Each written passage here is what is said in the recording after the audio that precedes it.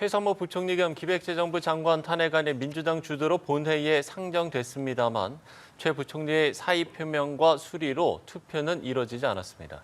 앞서 대법원 전원합의체는 더불어민주당 이재명 대선 후보의 공직선거법 위반 사건을 유죄 취지로 파기환송했는데요. 장해찬 전 국민의힘 청년 최고위원, 김상일 정치평론가 두 분과 내용 짚어보겠습니다. 두 분 어서 오십시오. 안녕하세요. 네. 자, 먼저 이 내용부터 저희가 질문을 드려야 할 것 같습니다. 민주당 주도로 최선모 부총리 탄핵안이 국회 본회의에 상정이 됐고 또 최 부총리의 사의 표명과 수리가 이어지면서 결국 투표 불성립으로 이 탄핵안 투표가 중지가 됐습니다. 일단 이 부분 두 분 어떻게 보셨는지 질문을 드려야 할 것 같은데 어떻게 보셨습니까? 우선 두 가지 점을 지적하고 싶습니다. 우선 우리가 또 많은 국민들이 걱정해왔던 이재명 후보와 민주당의 보복 정치가 어떻게 실현될 수 있는가, 그 적나라한 현장은 오늘 밤 국민들께서 목도하신 것 같습니다. 예. 최근 조기 대선 레이스에서 이재명 후보는 정치 보복 없을 거라고 여러 차례 공언했습니다만 본인의 대법원 유죄 취지 파기환송 심의 나오자마자 민주당 의원들이 전체가 일사불란하게 보복하듯 분풀이식 탄핵을 자행한 것은 결국 이재명 후보의 뜻이 반영된 것이라고 해석을 할 수밖에 없는데요. 지금도 이렇게 정치 보복을 탄핵으로 일삼는데 만약 이재명 후보가 대권까지 잡게 된다면 얼마나 많은 정치 보복들이 국정을 마비시킬지 예고편을 본 것 같다. 국민들에게 경각심을 울린 것이다라고 말씀드릴 것 같고요. 두 번째는 국가 위기 상황에서 특히나 통상 문제나 경제 문제 대응이 중요한데 가장 전문가라고 할 수 있는 기재부 장관을 탄핵시켰다는 점. 예. 민주당이 실용과 경제를 이야기하지만 정치 이념과 정치적 목적 앞에서는 경제 문제를 후순위로 도외시했다는 점까지 국민들께서 오늘 밤 많은 충격을 받으면서 이재명 후보와 민주당의 독주에 견제가 필요한 것은 아닌가 하는 생각을 깊이 하시게 되지 않을까 싶습니다. 예. 오늘 국회 상황이 그야말로 긴박하게 상당히 좀 돌아갔었습니다. 네. 어떻게 보셨어요? 일단은 한덕수 권한대행의 출마 선언으로 윤석열 정권에서 이어져 오는 내각이 정치적 중립성이 굉장히 의심된다라고 생각을 했을 것 같아요. 예. 그래서 그런 차원에서 오늘 뭐 후보에 대한 대법원 파기환송도 있고 감정도 좀 격앙돼 있는 상황에서 이런 일이 발생한 것 같은데요. 그럴수록 좀 냉정해지고 차분해질 필요가 좀 있겠다라는 생각이 좀 듭니다. 지금 국민들이, 특히 중도층 국민들이 이 모습을 본다면 약간 헛스윙 느낌이잖아요. 전략적으로 좀 미스였다. 그렇죠. 전략적으로 좀 헛스윙을 하는 느낌을 주고 그 헛스윙이 우리 장해찬 최고가 지금 비판한 부분의 연장선으로 느껴진다면 굉장히 민주당으로서는 아픈 부분이거든요. 지금 민주당의 가장 그 공격 포인트가 되는 부분은 두 가지 아니겠습니까? 예. 후보의 사법 리스크라는 거하고 그다음에 독점적 권력을 가질 시에 절제력을 얼마나 발휘할 수 있느냐의 부분 두 가지, 그 불안감 두 가지일 텐데 예. 그런 그 두 가지 중에 하나의 공격 포인트를 일정 정도 보여주는 효과가 될 수도 있다는 점에서 저는 전략을 조금 잘못 세운 거 아닌가. 좀 감정이 이렇게 격앙될 때일수록 예. 지도자들은 좀 더 냉정해질 필요가 있다라는 말씀을 좀 드리고 싶습니다. 그럼 오늘 이 탄핵 배경은 그럼 뭐라고 좀 생각을 하세요? 탄핵 배경은 좀 전에 제가 이제 말씀을 드렸듯이 윤석열 정권이 그대로 좀 이어져 오고 있는 것 아닌가. 그 대통령이 탄핵 파면된 이후에는 중립성이라는 것이 굉장히 중요하고 국정의 안정을 위해서 이제 야당이 없잖아요. 그 국회의 정당들과의 협치가 가장 중요한데 마치 아직도 여야가 있는 것처럼 행동하는 내각에 대한 의구심 이런 것들이 있었을 것이고 거기에 오늘의 대법원 판단에 대해서도 예. 일정 정도 그 음모론적 시각이 어떤 이게 의도가 있어서 연동돼서 이루어지는 거 아니냐라는 시각이 존재했을 것으로 보입니다. 예, 한편 앞서 한덕수 대행이 서울 정부청사에서 대국민 담화를 했습니다. 한 대행이 사퇴를 밝히면서 더 큰 책임을 지는 길을 택하겠다라고 밝혔는데요. 대선에 출마가 임박한 걸로 보입니다. 네, 한덕수 대행의 사퇴 자체가 대선 출마를 위한 사퇴라는 것은 주지의 사실이고요. 내일쯤 국회에서 소통관에서 기자회견을 하면서 출마의 변을 국민들께 직접 밝힐 것으로 알려지고 있습니다. 이에 앞서 정무직 최측근이라고 할 수 있는 손영택 비서실장이나 김수혜 공보실장 등이 한 발 먼저 사표를 제출하고 여의도 모 빌딩에 나경원 의원과 오세훈 시장이 사용했던 그 사무실을 임차해서 대선 캠프 꾸리기에 들어갔다는 보도도 연일 나오고 있기 때문에 중요한 것은 이제 출마 선언 이후에 한덕수 대행의 지지율이 얼마나 단기간에 올라가느냐. 정말 출마할까 말까 좀 긴가민가한 상태에서도 적어도 보수 진영에서는 굉장히 높은 기대감을 지금 투영해서 받고 있지 않았습니까? 막상 출마 선언 이후에 컨벤션 효과가 주어지느냐를 조금 지켜봐야 될 것 같고요. 단일화 시간표가 여유롭지 않습니다. 촉박합니다.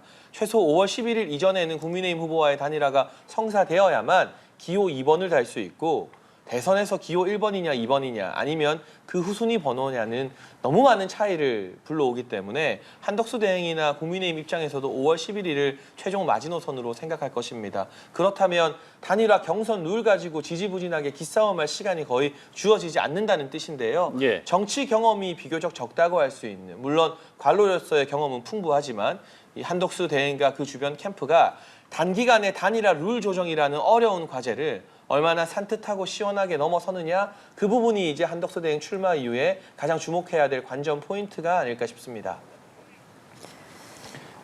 그러면 네. 저도 네, 같은 좀 질문. 얘기 좀 네. 할까요? 예. 저는 한덕수 대행의 오늘 담화를 들으면서 정말 많이 화가 났다 이런 말씀을 드립니다. 저는 중도 국민들도 그랬을 것 같아요.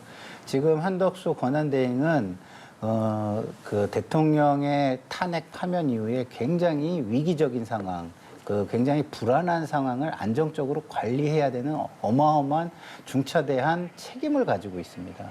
근데 그 책임은 지지 않고 사실상 본인이 원하는 것만 취하는 행보를 한 후에 먹튀를 하는 거 아닙니까?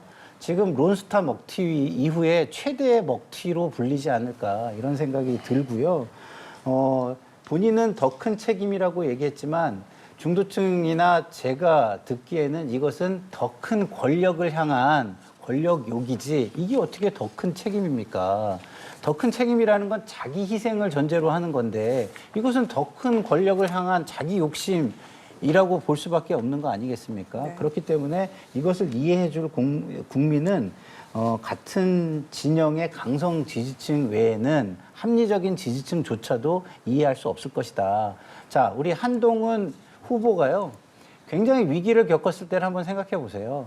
한덕수 국무총리와 둘이 나와서 사실상 권력을 자임했을 때입니다. 우리 국민들은 권력을 자임하는 권력자를 굉장히 경계한다는 걸 다시 한번 생각했으면, 돌아봤으면 좋겠다는 생각이 듭니다. 네. 어찌됐든 이제 이조 부총리가 대행의 역할을 하게 되는데 그러면 오늘 이제 이조 교육부총리와 또 한덕수 전 총리가 이 정부 서울청사 집무실에서 만났다고도 하고 앞으로 이제 국정 운영은 물론 이제 대선이 한 달여 정도 좀 남았습니다만 앞으로의 국정 운영은 그럼 어떻게 되는지 이 부분은 어떻게 전망을 해봐야 되겠습니까? 오늘 한덕수 권한대행이 그 사의 표명을 했습니다. 그래서 저는 당연히 사의 표명 즉시 그 효력이 발생될 것이라고 생각을 했었는데요. 최상목 그 부총리의 사표를 수리했다는 보도를 보고 좀 검색을 해보니까 그 권한대행의 효력이 끝나는 시점은 업무 이양 시점이라고 하더라고요. 그래서 서울청사에서 이주호 부총리를 만난 것이 업무를 이양하기 위한 만남이 아니었을까 이런 생각이 들고요. 네네. 앞으로 이주호 부총리가 권한대행으로서 대선 관리와 그다음에 경제 사회의 갈등을 안정시키는 그런 역할들을 부여받게 될 것으로 보입니다만 지금 민주당이 야당이 아닙니다. 국민의힘이 여당이 아닙니다. 예. 그리고 이 정권은 지금 사실상 대통령이 없고 민주적 정통성이 없는 정부라는 것을 알고 중립적으로 이 상황을 안정적으로 관리하는 데 좀 매진해줬으면 좋겠다. 다른 착각을 하지 않았으면 좋겠다. 이런 바람을 좀 가져봅니다. 예. 네. 어떻게 좀 전망을 하세요? 일단 최소한의 안정형 국정을 이주호 권한대행이 운영하게 되겠죠. 이주호 권한대행이 사실은 임시적으로 국군 통수권자 지위까지 겸하게 된 것인데요. 이게 사실 안보상에도 많은 문제를 야기할까 봐 걱정하는 분들이 많습니다. 현재 국방부 장관도 공석이고 대행 체제이기 때문에 다만 이런 시기일수록 우리가 트럼프 정부와 어쨌든 소통하려는 노력 끝에 한미 이 안보상의 협력은 한치 흔들림이 없도록 한 달 동안 관리를 잘해야 될 것이고요. 경제 통상 문제에 있어서도 이제 중요한 결정을 이주호 대행 체제에서 내리기는 현실적으로 좀 어려워졌지 않겠습니까? 이주호 대행은 한미 간의 동맹에 균열이 가지 않도록 여러 가지 우호적인 제스처와 메시지 교환만 하면서 실질적인 통상 협상은 다음 정부 6월 3일 대선에서 승리하는 정부로 넘길 수밖에 없습니다. 그 외에 이 한 달 사이에 국정이나 대선에 영향을 끼칠 수 있는 굵직한 행정이나 입법 시도 등은 모두 다 섣불리 시도하기 조금 어려울 것 같은데요. 다만 민주당이 최상목 대행의 탄핵 사유로 삼았던 특검 법안 통과 공포나 상설특검 임명 그리고 일부 거부권이 행사된 법안에 대한 재해결 등을 밀어붙일 때 이주호 대행이 국무회의를 열어서 똑같이 제2요구권, 즉 거부권을 행사할 수 있느냐 없느냐가 향후 전국의 분수령이 될 것 같은데 상식적으로 대선 한 달 앞두고는 탄핵이나 거부될 법안을 힘으로 밀어붙이지 않거든요. 권력을 절제하는 모습 보여야 되는데 그런데 지금 민주당이 최상목 대행까지 탄핵하고 나선 걸 봐서는 이 한 달 사이 이주호 대행에게 거부권을 행사하느냐 마느냐 또 운명의 순간이 찾아올지도 모르겠다는 생각이 듭니다. 그러면 만약에 거부권을 행사하게 된다면 민주당에서는 이주호 대행에게 다시 이주호 대행의 탄핵을 추진할 가능성도 있다라고 보시는 거죠. 그러니까 정무적인 대선에서의 유불리를 따지면 안 해야 맞죠. 예. 최상목 대행 탄핵도 굳이 안 해도 되는 것이거든요. 그런데 지금 민주당에 다소 격앙되고 흥분된 모습을 본다면 이주호 대행, 그다음은 제가 알기로는 과기부 장관인 유상임 장관이 예. 이제 또 대행에 만약에 이제 탄핵이 대행이 된다면 되는 예, 건데 맞습니다. 어디까지 갈지 적어도 오늘 밤에 민주당의 모습을 보면 제가 섣불리 상식적으로 그렇게는 안 하겠죠라고 말을 하기가 조금 어려운 상황 같습니다. 예, 이 부분에 대해서는 첨언하실 말씀이 있습니다. 제가 말씀을 드렸듯이 예. 정치는 현실과 실익을 고려해야 됩니다. 지금 대선이 한 달 정도뿐이 안 남았어요. 그렇죠. 그러면 탄핵을 하면은 직무가 정지되기 때문에 한 달 안에 되돌아올 수 있는 장관들은 없습니다. 그렇다고 볼 때 이 탄핵의 대상이 되는 장관들은 오늘처럼 전부 다 사의를 표시할 가능성이 많거든요. 그러면 거기에서 무슨 실익이 있겠습니까? 그래서 민주당은 이런 부분에 대해서 좀 전략적으로 좀 더 깊이 고려를 해서 실익이 있는 쪽으로 전략을 좀 가져가야 된다 이런 생각이 들어서요. 뭐 오늘의 이 헛스윙이 있었는데 이거를 계속할 것이다 이런 생각은 좀 제가 개인적으로 보기에는 하기는 좀 힘들고요. 그렇지만 이주호 부총리가 정치적인 어떤 지형을 흔드는 데 있어서는 이전 정권에서 어쨌든 임명받은 부총리이기 때문에 거부권을 행사하겠지만 거부권 행사에 권한이 없는 것들도 있습니다. 다시 말해서 상설특검 같은 것이죠. 상설특검 같은 경우에는 저는 아무리 본인이 이 정치적인 상황이 굉장히 곤혹스럽다 하더라도 법에 입각해서 임명을 해주는 게 맞겠다 이런 생각이 듭니다. 네, 대선 한 달을 앞두고 일어난 오늘의 상황들 두 분과 함께 지금 얘기 나눠보고 있습니다. 그렇다면 이 부분도 좀 여쭤봐야 될 것 같습니다. 범보수 진영의 단일화 시간표는 좀 어떻게 전망하시는지요? 매우 촉박하죠. 1차 마지노선이 5월 7일입니다. 5월 7일에는 단일화가 이루어져야 후보 공보물이나 여러 가지 대선 준비를 위한 홍보 절차에 매끄럽게 착수할 수 있는데요. 설령 5월 7일을 넘겨도 5월 11일은 진짜 넘기면 안 되는 시한인 겁니다. 2차 마지노선 5월 11일을 넘기게 되면 만약 이 단일화에서 한덕수 대행이 승리하게 되어도 기호 2번을 다는 게 불가능해지기 때문에 국민의힘 측이나 한덕수 대행 측이나 5월 11일 이전에는 단일화를 마무리 짓겠다는 생각을 강하게 갖고 있는 것으로 알고 있고요. 현실적으로 여론조사를 통한 경선을 거쳐야 되겠죠. 지금 당에서 선출된 후보가 있고 반대로 주요 여론조사 지지율에서는 한덕수 대행이 약간의 우위를 보이고 있는데 어느 한쪽이 합의나 콘클라베 방식으로 양보하라고 하면 제가 정치평론만 10년 해왔지만 불가능합니다. 네. 그런 일은 일어나지가 않고요. 다만 여론조사 룰 가지고 좀 지지부진 서로 신경전 벌이게 되면 단일화를 기대하고 있는 국민의힘 당원이나 보수층 지지자들이 오히려 실망해서 컨벤션 효과가 사라질지 모른다라는 분석도 나오고 있어요. 예. 그런데 이렇게 당 밖의 후보와 당 안의 후보가 경선할 때는 뭐 당원을 넣니 많니 할 필요 없고요. 지금 확고부동한 민주당의 상대 후보가 있잖아요.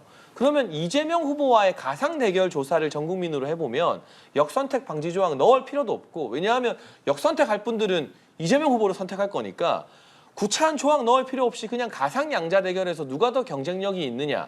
뭐 개혁신당의 이준석 후보를 넣어서 가상 3자 대결해도 되고요. 그 룰에는 국민의힘 후보나 한덕수 대행이나 다 토를 달기가 좀 어려울 겁니다. 그런 방식으로 빠르게 룰 협상을 마무리 지어서 국민들이 봤을 때 아니 저 사람들 또 기득권 지키겠다고 룰 가지고 싸운 애가 아니라 아 진짜 이재명 후보 막기 위해서 다 내려놓고 단일화 하는구나 이런 감동을 줄 수 있느냐가 이 단일화의 키포인트라고 할 수 있겠습니다. 예.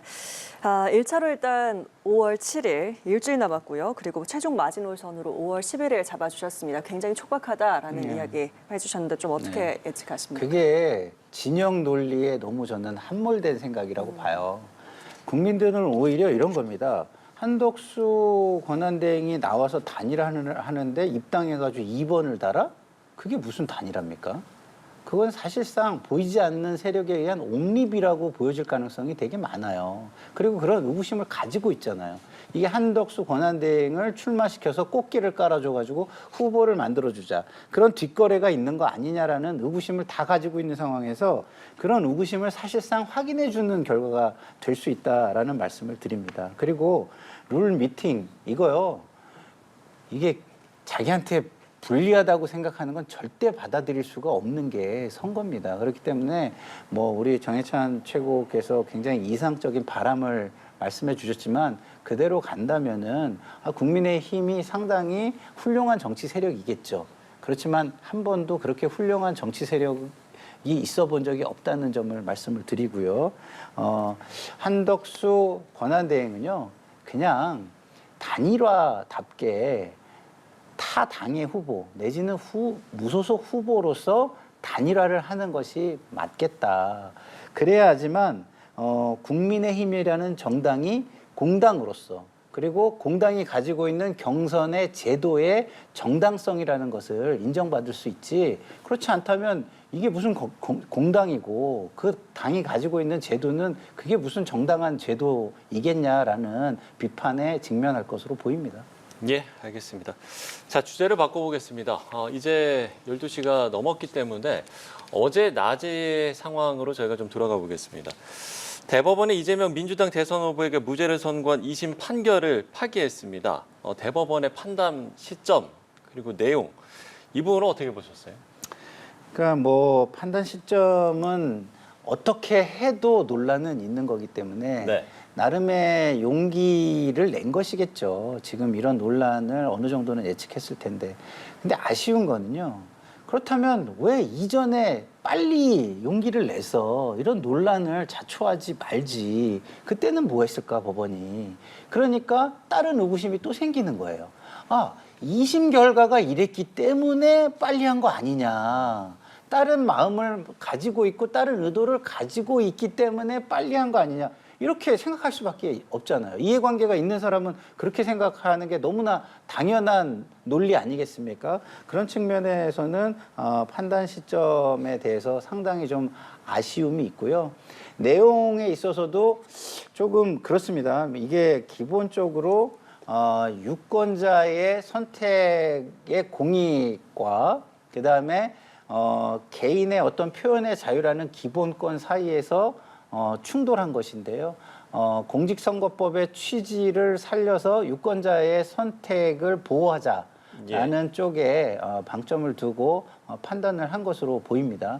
이것도 역시 어느 한쪽으로 판단을 해도 논리가 있고 무조건적인 비판을 받기는 어려운 것이라고 봅니다. 그렇다고 한다면 이렇게 중차대한 것은 사실은 헌법 소원도 해보고 내지는 국회에서 빨리 선거법 개정을 해서 이런 논란을 막는 것이 가장 좋은 거예요. 근데 사실상 그런 것들을 할 수 없는 시점에 이것을 대법원이 판결을 내려버린 거거든요. 그래서 과연 용기는 뭐 나름대로 인정을 해줄만 하지만 그 시점은 왜 그럴 용기를 낼 것을 이전에 재판을 그렇게 지금까지 질질 끌어왔느냐라는 비판에서는 자유롭기가 좀 어렵겠다 이런 생각이 듭니다. 예. 네, 1심 재판이 지나치게 길어진 측면이 분명히 있습니다. 하지만 조희대 대법원장 취임 이후에 공직선거법의 633 원칙을 강조하면서 2심과 3심은 매우 빠르게 진행됐죠. 예. 지금 대법원 결정이 빨라진 것을 두고 1심 재판이 늦어진 탓 아니냐라고 하는 것은 선우가 다소 잘못된 것 아닐까 싶은 생각이 들고요. 비록 전원합의체 회부 이후에 9일 만에 빠른 판결이 나왔지만 기일은 2차례 진행되었습니다. 예. 이재명 후보가 경기도지사 시절 토론회에서 했던 친형 강제정신병원 입원 관련된 발언으로 대법원 재판에 갔을 때 전원합의체 기일은 단 한 번 열렸습니다. 기일의 횟수로 따지면 이번에 2번이나 하면서 그때보다 2배 이상 대법관들이 숙고했다라는 반론도 충분히 가능한 것입니다. 그리고 만약 5월 11일 후보 등록 마감 이후에 이런 판결이 나왔다면 대법원이 대선 후보에게 영향을 끼치는 것 아니냐라는 선거 개입 비판이 더 거세게 불거질 수밖에 없었기 때문에 대법원 입장에서도 고육지책으로 선거 후보 등록 이전에 논란이 되는 판결의 판례를 제시하면서 사법적 종지부를 찍은 것이 아닐까 싶고요. 이제 남은 관건은 서울고법으로 돌아가지만 유죄 확정 취지라는 것은 변하지 않습니다. 설령 대선에서 이재명 후보가 당선된다 하더라도 과연 대통령의 권력으로 대한민국 법치주의 국가인데 이 재판이 계속 진행되는 것을 막을 수 있을 것인가. 대통령 당선되어도 임기 6개월 정도 지나기 전에 이 파기환송심 취지의 유죄가 확정된다면 우리는 6개월 뒤에 또 대선을 치러야 될지 모릅니다. 이런 무거운 질문 앞에 이재명 대표가 좀 책임감 있는 자세를 보여줄 시간이 이제 다가오고 있는 것 같습니다. 예, 말씀해 주신 대로 1심이 좀 길어진 부분이 있었고 2심, 3심은 이례적으로 좀 대법원이 빠르게 심리를 또 진행하기도 했다라는 얘기 들어봤는데 이에 대해서 오늘 대법원이 직접 입장을 낸 부분도 있었습니다. 이 부분은 어떻게 보셨을까요? 그러니까요. 그렇게 입장을 낸 게 조희대 대법원장이 취임하면서부터 훈시 규정으로 이야기를 한 부분이에요. 그러면 그동안 법원 행정처를 좀 독려해가지고 그런 부분을 좀 더 강조하고 여론을 형성하고 하급 법원들에 대해 조금 더 압박도 하고 독려도 하고 이런 걸 왜 안 했을까? 근데 그런 걸 안 하다가 왜 이 시점에서 이 사안만 그렇게 했을까라는 오해는 이해관계자 입장에서는 안 할 수가 없어요. 그런데다 공교롭게 같은 날 한덕수 권한대행이 사의 표명을 하고 내일 출마 선언을 한다는 이야기까지 알려집니다. 그러면 이 연관관계가 또 뭔가 뒤에 의도가 작용한 거 아니냐라는 의구심도 당연히 해볼 수 있는 의구심이 되는 것입니다. 그러면은 당연히 감정이 격앙이 되고 갈등이 심화되고 이럴 수밖에 없는 거 아니겠습니까? 그러니까 그런 부분을 좀 미리미리 생각했다면 얼마나 좋았을까. 그런 부분은 되게 아쉽다. 그래서 이제 와가지고 낸 그런 입장이 그렇게 사람들의 귀를 열게끔 하기는 어려울 것 같다라는 생각이 좀 들고요. 이제라도 이 사법 신뢰라는 측면을 좀 많이 고민해가지고 일정이 됐든 판단이 됐든 이런 것들을 해주셔야 되겠다. 그렇지 않으면 검찰 불신하고 연쇄작용이라는 게 좀 있어요. 사법부가 사실은 별개의 조직이긴 하지만 그것이 국민들에게는 연상작용을 지금 주고 있기 때문에 검찰 불신이 사법 불신으로 좀 이어지고 있다는 부분도 고려를 했으면 좋겠다 이런 생각이 듭니다. 예, 대법원의 입장 이야기 나눠보고 있습니다. 어떻게 좀 들으셨을까요? 네, 저는 대법원 입장에서는 앞서 설명드린 것처럼 시간을 끌면 끌수록 대한민국 사법체계 최후의 보루로서 그 의무를 저버렸다는 비판을 피하기 힘들기 때문에 이 판결을 대선 후보 등록 전에 내릴 수밖에 없었다라고 보고 있고요. 만약 대법원이 무책임하게 6월 3일 대선 이전의 결과를 내지 않았다면 많은 국민들이 궁금해하는 1심과 2심의 결과가 정반대여서 대체 허위사실 공표에 있어서 어디까지 정치인의 책임을 물어야 하는 문제가 영영 미궁에 빠질지 모르는 일이었습니다. 그리고 아시는 것처럼 이 상급심의 판례는 하나의 전형이 되어서 하급심 판례에 영향을 끼치기 때문에 만약 2심 재판이 유효한 상태로 대선이 치러지고 이게 유야무야 돼버리면 이제 허위사실 공표죄 자체가 사실상 사문화되는 그런 대규모 사법 혼란이 초래될지도 모르기 때문에 대법원 입장에서 저는 정치에 영향을 끼치려고 일찍 선고를 한 게 아니라요. 법관들이잖아요. 그리고 대법관들은 이 이후의 커리어라는 게 존재하지 않습니다. 그냥 이게 인생의 마지막 공직인 거예요. 그렇기 때문에 잘못된 판례를 바로잡아야 한다는 엘리트 법관들 특유의 책임감과 의무감이 이토록 빠른 전원합의체 선고를 만들어낸 배경이 아닐까 싶고요. 우리가 헌재에서도 봤지만 윤석열 전 대통령이 임명한 헌재 재판관들도 전부 다 탄핵 인용 판결 내렸잖아요. 그러니 이 대법원의 전원합의체 판결을 가지고 누가 임명해서 이런 판결을 내렸다라고 유추하는 것은 헌재의 만장일치와도 정면으로 위배되는 정치적 주장이라 저는 법관들이 사법의 정치화나 정치의 사법화가 아니라 사법은 사법부 고유의 기능을 가져야 한다라는 굳센 신념을 가지고 용기 있고 지당한 판결을 내렸다고 보고 있습니다. 예. 저도 뭐 말씀하시는 거에 동의하지 않기 때문에 드리는 말씀은 아니에요. 그럼에도 불구하고 우리가 무슨 대법관들의 입장에 서가지고 모든 것을 이해해줘야 되는 건 아니잖아요. 대법관들이 국민들이 이해할 수 있도록 배려를 해야 하는 것이죠. 근데 그런 부분에 있어서 이해를 구하려는 배려는 좀 부족했던 거 아니냐, 그런 게 아쉽다라는 말씀을 드린 거고요. 용기를 낸 거 맞아요. 용기를 낸 거 맞는데 어쨌든 유권자 입장에서는 유죄냐 아니냐의 부분은 분명한 판단을 가지고 선거에 임할 수 있게 됐어요. 예. 그렇지만 자꾸 지금 하시는 말씀 중에 마치 피선거권 상실 여부도 결정된 것처럼 말씀을 하시는 부분이 좀 있는데 그건 아니다라는 말씀을 여기서 다시 한번 말씀드리고요. 그리고 오히려 이 용기가 선거법을 사문화시킨 게 아니라 앞으로의 토론이나 이런 거에 있어서 이런 부분은 안 된다는 기준을 명확히 세워준 것이기 때문에 사문화가 아니라 오히려 선거법을 분명히 하고 강화한 효과가 있다라는 말씀을 드립니다. 네. 예. 어찌됐든 이제 만약에 이 후보가 대선에서 당선이 된다면 결국에는 이 파기환송심 재판이 이제 중지되느냐. 그러니까 결국 이제 헌법 84조 이 부분을 갖고 이제 논란이 예상이 되는데 이 부분은 좀 어떻게 보세요? 저는 헌법 84조도 참 이 선거법하고 비슷하게 이렇게도 해석할 수가 있고 저렇게도 해석할 수가 지금 있는 상황이에요. 예, 맞습니다. 왜냐하면 헌법의 입법 취지라는 걸 생각하면은 국정 운영의 안정성을 위해서 그 조항을 만든 거 아닌가 이렇게 생각할 수 있는 거거든요. 예. 근데 문헌적으로만 해석을 하면 또 대통령 임기가 시작한 이후로 돼 있기 때문에 그것을 또 이거 대통령 임기가 시작하기 이전은 아니다라는 해석도 할 수 있는 겁니다.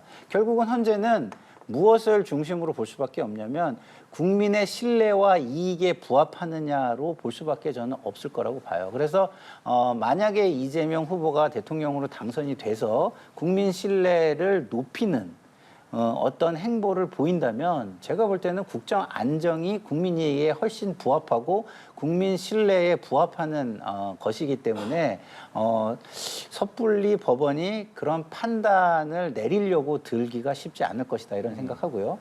반대로 만약에 국민 신뢰가 바닥으로 추락하고 그다음에 우리가 우려하는 부분에서 권력의 어떤 절제 이런 것이 보여지지 않고 독점을 너무 강화하는 방향으로 가서 국민 신뢰를 회복하기 어렵다. 그리고 국민의 이익에 반한다는 판단이 있다면 좀 더 과감하게 그거에 대한 적극적인 판단을 하려고 들 가능성도 있다라고 저는 생각합니다. 예. 이 개인적인 생각입니다. 예, 알겠습니다. 어쨌든 이제 서울 고법으로 이게 돌아간 상황인 거고요. 만약에 이제 당선이 된다면 제가 질문을 드렸던 그 부분 결국엔 논란이 될 수밖에 없을 것 같긴 한데요. 그러니까 제가 대답하는 게 아니라 2017년에 민주당 정치인들이 대답을 해놓은 게 공식적 기록으로 남아 있습니다. 그 당시 홍준표 자유한국당 후보가 대선 후보로 나왔을 때 대법원 재판을 앞두고 있었습니다. 지금처럼 유죄 확정 판결이 나오지는 않았습니다만 그런데 대법원 재판이 진행 중이라는 이유만으로 유시민 작가나 민주당의 주요 정치인들이 재판 중인 사람 불안해서 어떻게 뽑느냐. 그리고 당선돼도 헌법 84조 적용되지 않는다. 재판 진행된다고 무수히 많은 방송과 언론 인터뷰에서 공식 기록을 다 남겨놨어요. 그때 그 사람들에게, 지금도 민주당에 있는 그때 그 사람들에게 물어본다면 설마 홍준표에서 이재명으로 대상이 바뀌었다고 이제는 생각이 달라졌다라는 내로남불적인 모습을 보이진 않겠죠. 정치적 진영이나 진영 논리를 떠나서 그리고 국민의 선택이 존중받아야 하지만 국민 다수의 선택으로 법을 무력화시킬 수 있다면 우리가 뭐하러 법을 지키고 법치주의 국가에서 살아가겠습니까? 그럼 인기 많은 연예인들이나 지지율 높은 정치인들은 아무 잘못이나 다 저질러도 전부 다 봐주고 말죠. 그런 차원에서 이재명 후보 같은 경우는 대통령에 당선되어도 본인이 그 대통령 권력으로 어마어마한 방탄 조치를 취하지 않는 이상은 이 재판이 진행되고 그러면 적어도 6개월 이내에는 파기환송심이 확정되어서 대통령직을 상실할 가능성이 매우 높다는 게 법조계 대다수의 중론으로 보여집니다. 네. 근데 이게 제가 항상 방송에서 정치권의 바람을 이야기할 때 이런 이야기를 합니다. 안 좋은 역사는 쉽게 반복되니까 가능하면 좋은 사례들을 많이 역사에 누적시켜 주십시오. 그것을 우리가 레거시라고 합니다. 역사적 유산, 정치적 유산이라고 합니다. 이런 얘기를 하는데요. 이미 조국 사례가 이미 있어요. 2심에서 형을 확정받았는데 출마를 해서 국민의 선택을 받은 사례가 이미 있습니다. 그러면은 그것이 국민이 잘못했다라고 우리가 얘기를 할 수는 없거든요. 민주주의에서. 그러면 조국 그 당시에 당선인, 그러니까 국회 전 의원이 당선된 걸 그럼 어떻게 해석해야 되느냐? 반대 정치 세력이 너무 못했다라고 해석할 수밖에 없는 거예요. 그렇기 때문에 자신들이 못하는 것을 생각하지 않고 다른 사람의 허물만 이야기하는 건 현실적으로 아무 의미가 없다라는 생각이 들고요. 지금 이재명 후보가 뭐 100% 바람직한 모습이겠습니까? 그게 모범적인 모습이겠습니까? 저도 그렇게 생각하지 않아요. 방송에서 그런 부분에 대해서 저는 많이 비판을 해왔고. 근데 그런 바람직하지 못한, 모범적이지 못한 상황 속에서도 후보로 선택이 됐잖아요. 유권자들이 그걸 다 알고 선택한 거예요. 저와 다른 의견을 가진 거죠. 그리고 저와 다른 의견을 가진 사람이 더 다수였던 거예요. 왜 그랬을까를 생각하는 게 저는 굉장히 중요하다고 봅니다. 그 이유는 지금의 정치 지형이 너무 잘못돼 있다. 그래서 덜 나쁜 거를 선택하는 선거를 지금 하고 있다. 근데 지금 국정을 완전히 실패하고도 그리고 비상계엄으로 이 나라 전체를 위험을 초래하고 혼란을 초래하고도 하나도 반성하지 않고 그 정권의 핵심 인사들이 우리가 더 잘할 수 있어 라고 나오는 이 뻔뻔한 상황이 이런 거를 비판하기 어렵게 만드는 상황으로 만들고 있다라는 부분도 저는 말씀을 안 드릴 수가 없습니다. 네, 마찬가지로 발언 기회를 드려야 될 것 같습니다. 근데 지금 김상희 평론가님의 말씀은 다분히 정치적인 심판과 정치적인 해법이고요. 이를테면 이재명 후보에게 저러한 사법 리스크가 있어도 반대 진영이 국민의힘이나 윤석열 정부가 잘못했기 때문에 국민들이 이재명 후보를 선택할 수 있다. 정치의 영역에서는 가능한 말씀이죠. 그런데 정치보다 우선되는 게 법치이지 않습니까? 그러면 단순히 어떤 불법적인 부분, 사법적인 부분이 단죄받지 않은 상황에서라면 저 말씀이 얼마든지 힘을 얻을 수 있지만 대법원에서 더 이상의 상급심이 없는 최종 판단 기구에서 이재명 대표는 피선권이 없는 유죄 확률이 높다라고 판결을 내렸습니다. 100만 원 이하 가능성은 저는 없다고 보는 게 이미 2015년 대법원 판례에서 유죄 취지 파기환송을 할 때는 1심 양형 기준 따르도록 판례를 만들어놨어요. 그러면 이번에도 유죄 취지 파기환송이기 때문에 1심에 징역 1년에 집행유예 2년이 귀속되거든요. 이게 2015년 가장 최근에 유죄 취지 파기환송과 관련된 대법원 판례예요. 제가 방송 나오려고 공부를 좀 했습니다. 그렇기 때문에 2심에서 유죄는 유죄인데 100만 원 이하이다. 이거는 어느 법조인들이 들어도 사실상 가능성이 매우 희박한 민주당의 바람일 것 같고요. 단순히 정치의 문제로 선택받는다면 이재명 후보가 민주당이 이렇게 막 탄핵해도 국민의힘이 더 잘못했으니까 그럴 수 있다. 제가 인정합니다. 뼈 아프게. 다만 이건 정치 이전의 법치의 문제에서 유죄 확정에 준하는 판결이 나왔는데 정치적으로 국민의힘이 더 못하니까 이재명 후보의 이런 유죄와 가까운 판결들까지도 용인해줘야 된다? 그건 옳지 않고요. 오히려 민주당이 후보 교체라는 결단을 통해서 김동연이든 김경수든 또는 김부겸, 정세균이든 사법 리스크로부터 자유로운 사람을 내세운다면 저 주장에 제가 별로 할 말이 없을 것 같아요. 저도 주변에 대고 김부겸 대신에 국민의힘 찍어달라 말하기가 참 명구스러울 것 같아요. 그런데 지금은 대법원에서 이제 사실상의 유죄 선고를 내린 사람을 법치보다 앞세워서 정치적인 힘의 논리로 막 후보로 밀어붙이고 있으니 그런 경우는 우리 사회가 이건 좀 대한민국 국격을 생각해서라도 걸러내야 되는 것 아니냐라는 주장을 저 같은 사람이 이제 당당하게 할 수 있는 상황이 펼쳐진 거죠. 근데 자꾸 이게 피선거권 상실 여부가 결정된 것처럼 말씀을 하시는데 그렇지 않다는 말씀을 다시 드리고요. 예. 그 판례를 얘기했는데 판례라는 건 이제 법리의 하나입니다. 그래서 그 법리를 잘 찾아가지고 다른 법리를 적용해가지고 그 판례가 뒤집히는 경우도 상당히 많이 있어요.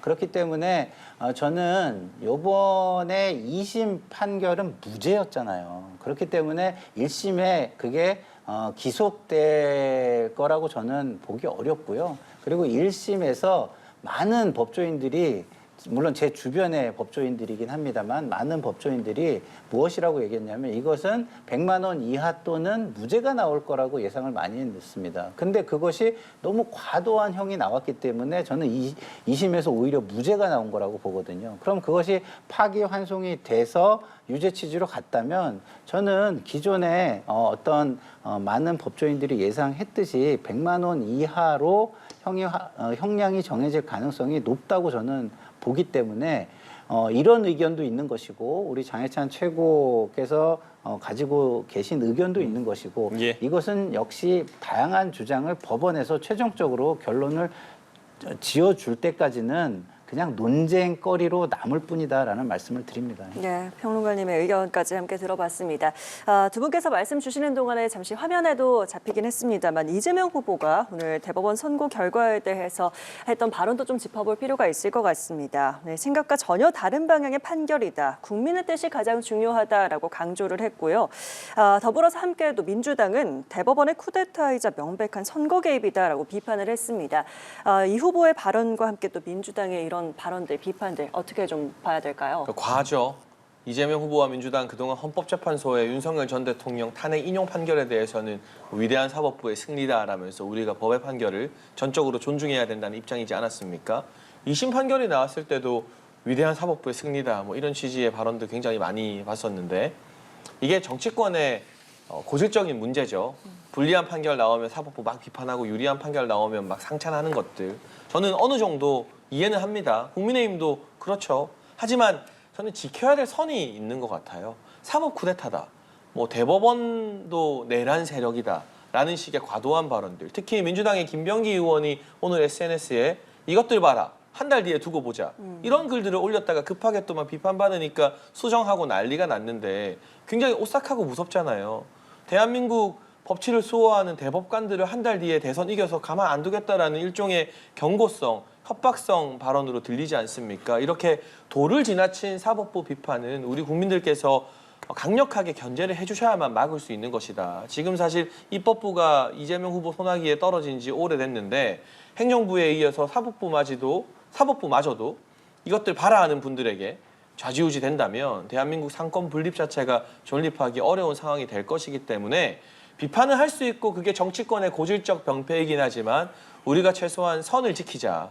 만약에 이 선을 국회의원들과 정치인들이 지키지 않는다면 그들이 그토록 비판했던 서부지법의 난동을 일으킨 사람들과 다를 게 뭐냐. 물론 물리적 충돌은 없고 SNS상에서의 어떤 극한 발언이지만 영향력이 있는 공인과 정치인들의 격한 발언이 결국에는 일반 지지자들의 과격한 행동을 끌어내는 측면이 있거든요. 그런 점에서 우리가 서로 남탓만 하지 말고 마음에 안 드는 판결이 나와도 비판을 할 때 선을 지키는 모습이 지금 대한민국 정치권에 정말 절실하게 필요한 시점 같습니다. 네, 비판은 할 수 있지만 선을 좀 넘은 게 아닌가라는 얘기를 해주셨는데요.